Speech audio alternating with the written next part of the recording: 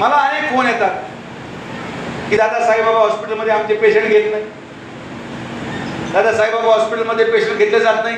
त्या साईबाबा हॉस्पिटलमध्ये गरिबांसाठी बेड नाही, पण रात्री गेलेल्या श्रीमंतांसाठी एका फोनवर बेड उपलब्ध होतो. मग आपण हा विचार केला तर कसा मार्ग काढायचा. आणि म्हणून साईबाबांना स्मरून तुम्हाला सांगतो, विखे पाटील परिवाराने निर्णय घेतला, पुढच्या 2 वर्षामध्ये शिर्डीमध्ये माझं व्यक्तिगत मोफत 200 बेडचं रुग्णालय मी उभं करणार, ज्यामध्ये आपण गरिबांना मोफत उपचार देणार आहे. 200 खाटाचं रुग्णालय उभं करून आता मी मोकळा असल्यामुळे मी काय खासदार नाही, पण निदान डॉक्टर आहे. डॉक्टर असून आपल्या आपल्या कलेचा वापर करत, तसा मी आहे मेंदूचा डॉक्टर.